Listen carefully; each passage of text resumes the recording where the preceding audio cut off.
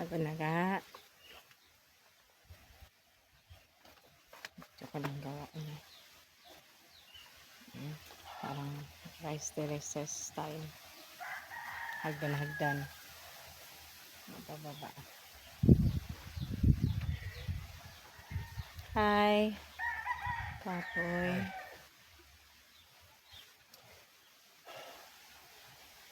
Sabi makita ko sa YouTube dalawa lang yung katao gumagawa dun Gawa ng bahay ng ganito. Saglit lang Tapos walang gamit na palakol, walang gamit na asarol, walang gamit na kahoy-kahoy lang. Sige lang ganyan-ganyan. Tapos nakagawa ng meron pang swimming pool. Tapos kami dito 2 taon na ganito pa nang nagagawa. Dahil kalukuhan Yung pala na-expose ng yung pala may mga bulldozer pa nakagawa na ng kaya tago lang. Oh. Huwag kayong maniwala doon. Etong totoo. Pinaghihirapan.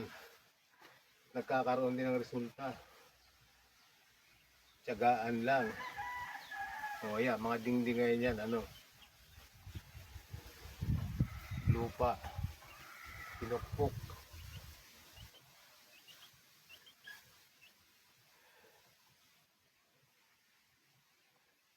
May masok kaming rubber. Yan doon sa loob na itago ni Mrs. Ito, ginagamit ko sa mga mga parts na magbibiyak-biyak. Magpili mo ng maliit. O ganito ka, biro mo yung magawa ka ng ganito na maghapon. Ano lang magawa mo. Tapos ang video naman nasa YouTube saglit lang, minuto lang, laki na ng nahukay. Ginawa pa na swimming pool. Talaga. Kaya maniwala doon. Ang daming doon, milyones sa mga views, pero wala yun, peke yun. Nakademanda na daw yun. Kademanda na ba? Kasi sinisira yung environment Sinisira yung Ayun. kalikasan. Pagkatapos pala yung mga project na yun, iniiwanan lang. Ganun lang ginagawa? Sinisira lang? Yung ano ko, Okay. gamit ko. Okay. Turo mo sila sa rice terraces mo. Okay na to. Mag-video sana ako na susuntok-suntokin ko to nung dito maayos Wala ko binidyo ng misis ko Ito tuloy, maayos na. So, ito yung video mo dito. Kaya nga ano mo yung rice terraces mo. Terraces lang, hindi naman rice terraces. Oh, yung terraces mo pala. Ayan, kita na ba dito? Tawag kasi ng mga nadadaan parang rice terraces. 6, actually 7 na 7 steps na Pero pag talagang sure na to na dito kami, makay gawin ko lang itong 2 stage lang. Para malawak-lawak ang kung ano man maging project dito. Pero ito dito, ginawa ko na rin ng hagdan. Ito na yung sa gilid. Ayusin ko pa yung hagdan, pero at least pwede na itong magagamit na ito Para sa amin lang naman. Way back then, kung sana may isama ko yung video nung bago ko to ginawa. Ewan ko kung saan ko kinuha cellphone yun.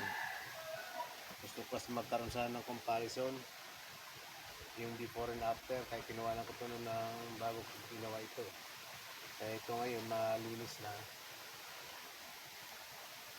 Ilang araw din na maraming pagod, pero yeah, medyo kakalakon din sa yung tiba ko lupa dito mo na yung para yun ang gagamitin ko doon sa bahay doon, pagtatambak doon para mag-level ito kasi dito very umbok doon medyo lubog, so gusto ko mapantay yung ng lupa, yari ako doon. Ayun, so ito na nagiging na siya, presentable na ang aming lugar, ang aming pagbabak to bukid. Alright. Baba ako para makita nila yung ano itsura. Dito ako sa kalsada. Ito yung itsura.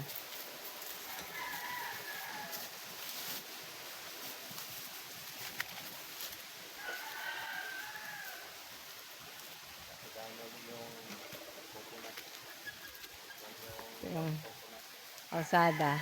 Sa tabing kalsada kami. Yan.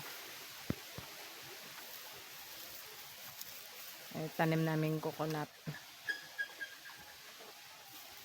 Ayun din, gawa din namin yun.